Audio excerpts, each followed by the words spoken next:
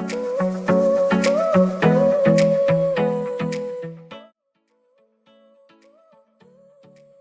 Hello friends, പുതിയൊരു വീഡിയോയിലേക്ക് ഏവർക്കും സ്വാഗതം. ഇന്ന് നമ്മൾ വളരെ പ്രധാനപ്പെട്ട ഒരു കാര്യമാണ് ഇവിടെ ഡിസ്കസ് ചെയ്യുന്നത്. ഇതിൽ ചൂടുള്ള സമയങ്ങളിൽ നമ്മുടെ ഇലക്ട്രിക്കൽ സിസ്റ്റംസിന് കൊടുക്കേണ്ട കെയറിനെ പറ്റിയാണ് നമ്മളിവിടെ പറയാൻ ഉദ്ദേശിക്കുന്നത്. ആദ്യമായിട്ട് നമ്മുടെ എർത്ത് പിറ്റുകൾ കൃത്യമായിട്ട് ഈ കാണുന്ന രീതിയിൽ വെള്ളം ഒഴിച്ച് ഡ്രൈ ആയിരിക്കുന്ന പിറ്റുകളെല്ലാം നല്ല വെറ്റാക്കാനായിട്ട് ശ്രദ്ധിക്കുക. ഇതിലൂടെ നമ്മുടെ എർത്തിൻ്റെ റെസിസ്റ്റൻസ് കുറച്ചെടുക്കാൻ സാധിക്കും. ഇതിലൂടെ വരുന്ന ലീക്കേജ് കറണ്ടുകൾ ഈസിയായിട്ട് എർത്തായി പോകാനായിട്ട് സഹായിക്കും. ഇപ്പോൾ വേനൽക്കാലം ആയി കഴിയുമ്പോൾ നമുക്ക് മണ്ണിലുള്ള ഈർപ്പം വളരെ നഷ്ടപ്പെടാൻ സാധ്യതയുണ്ട്. അതുകൊണ്ട് തന്നെ ഇങ്ങനെയുള്ള എർത്ത് ചേമ്പറുകൾ സ്ഥാപിച്ചാൽ പിന്നീട് നമുക്ക് ഇൻസ്പെക്ട് ചെയ്യാനായിട്ട് വളരെ ഉപകാരപ്രദമായിരിക്കും. അപ്പോൾ അങ്ങനെ അത് വളരെ കൃത്യമായിട്ട് ശ്രദ്ധിക്കുക.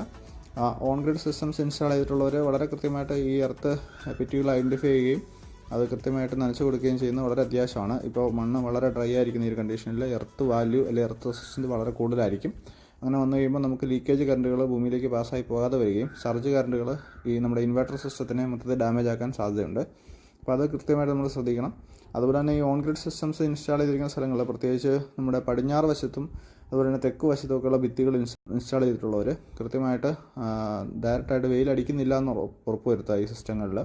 അങ്ങനെ വെയിലടിച്ചു കഴിഞ്ഞാൽ ഇതിൻ്റെ ആംബിയൻ ടെമ്പറേച്ചർ കൂടുകയും സിസ്റ്റത്തിൻ്റെ ടോട്ടൽ ടെമ്പറേച്ചർ കൂടി ഫ്യൂസ് യൂണിറ്റുകൾ അതുപോലെ തന്നെ സിസ്റ്റം തന്നെ ഡാമേജ് ആകാനുള്ള സാധ്യതയുണ്ട്. അങ്ങനെയുള്ള സ്ഥലങ്ങളിൽ കൃത്യമായിട്ടുള്ള മറകളോ കാര്യങ്ങളൊക്കെ കൊടുക്കുക.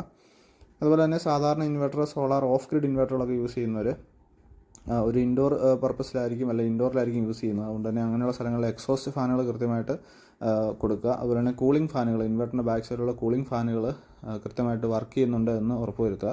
ഇൻവെർട്ടറിൻ്റെ ഡിസ്പ്ലേയിൽ കാണിക്കുന്ന വാർണിംഗ് സൈനുകൾ കൃത്യമായിട്ട് മനസ്സിലാക്കുക. അപ്പോൾ അതുപോലെ തന്നെ നമുക്ക് പകൽ സമയത്ത് ഇൻവെർട്ടർ അധിക സമയം ഉപയോഗമില്ലാത്ത സമയങ്ങളിൽ മാക്സിമം ഓഫാക്കിയിടാൻ ശ്രദ്ധിക്കുക.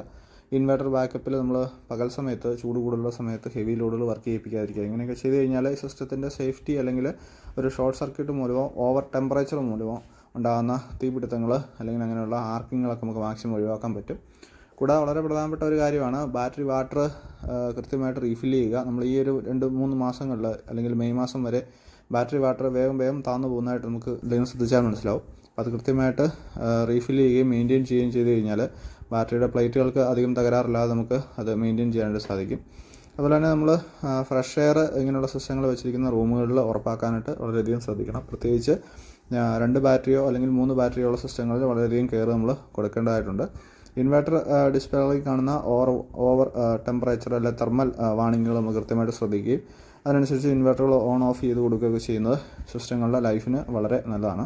അതുപോലെ ഇത്തരത്തിലുള്ള സിസ്റ്റങ്ങൾ വെച്ചിരിക്കുന്ന റൂമുകളുടെ ഡോറുകളൊക്കെ ഓപ്പൺ ചെയ്ത് കൊടുക്കുക, അല്ലെങ്കിൽ എക്സോസ്റ്റ് ഫാനുകൾ റൂമിലുണ്ടെങ്കിൽ അത് ഓണാക്കി കൊടുക്കുകയൊക്കെ ചെയ്യുന്നത് വളരെ നല്ലതാണ്. ബാറ്ററികളുടെ മെയിൻ്റനൻസ് ടിപ്പുകളെ പറ്റി നമ്മൾ ക്രോഡീകരിച്ച് പറയുകയാണെന്നുണ്ടെങ്കിൽ ബാറ്ററി വാട്ടർ കറക്റ്റായിട്ട് തന്നെ ടോപ്പപ്പ് ചെയ്യുക അല്ലെങ്കിൽ മെയിൻറ്റെയിൻ ചെയ്യുക.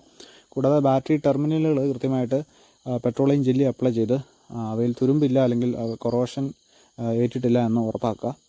അതുപോലെ തന്നെ നമ്മൾ ബാറ്ററി, പ്രത്യേകിച്ച് സോളാർ ബാറ്ററികൾ KSEB സപ്ലൈയിൽ വർഷത്തിലൊരു 3 പ്രാവശ്യമെങ്കിലും ചാർജ് ചെയ്ത് ബാറ്ററി വാട്ടറിൻ്റെ ഗ്രാവിറ്റി ലെവൽ മെയിൻറ്റെയിൻ ചെയ്യുക. ഇങ്ങനെയുള്ള കാര്യങ്ങൾ കൃത്യമായിട്ട് ചെയ്യുകയാണെന്നുണ്ടെങ്കിൽ ബാറ്ററിക്ക് നല്ല ലൈഫ് കിട്ടുന്നതാണ്. പ്രത്യേകിച്ച് ചൂട് കാലങ്ങളിൽ ബാറ്ററി വാട്ടർ കൃത്യമായിട്ട് നമ്മൾ ടോപ്പപ്പ് ചെയ്യുകയും അത് ശ്രദ്ധിക്കുകയും വേണം എന്നുള്ളതാണ്. അതുപോലെ തന്നെ നമുക്ക് സോളാർ പാനലുകൾ ക്ലീൻ ചെയ്യണം, വളരെ പ്രധാനപ്പെട്ട ഒരു കാര്യമാണ്.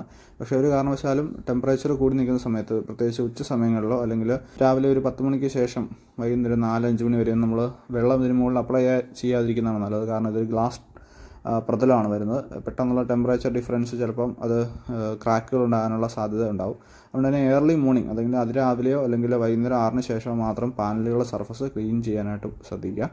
അപ്പോൾ ഇത്തരത്തിലുള്ള ടിപ്പുകൾ പെട്ടെന്ന് നിങ്ങളൊന്ന് കണ്ട് മനസ്സിലാക്കുകയും ഇത് നിങ്ങളുടെ വീട്ടിൽ ഇത്തരത്തിലാണോ നിങ്ങൾ കൈകാര്യം ചെയ്യുന്നതെന്ന് ഉറപ്പാക്കുകയും ചെയ്യുക. അപ്പോൾ വീഡിയോ ഇഷ്ടപ്പെട്ടാൽ തീർച്ചയായിട്ടും വീഡിയോ ഒന്ന് ലൈക്ക് ചെയ്യാനായിട്ട്, അതുപോലെ തന്നെ വീഡിയോ ഷെയർ ചെയ്ത് മറ്റുള്ളവർക്ക് എത്തിക്കാനായിട്ട് ശ്രമിക്കുമല്ലോ. അപ്പോൾ ചാനൽ തീർച്ചയായിട്ടും സബ്സ്ക്രൈബ് ചെയ്ത് വെക്കാനായിട്ട് ശ്രമിക്കുക. മറ്റൊരു വീഡിയോയുമായിട്ട് വീണ്ടും കാണാം.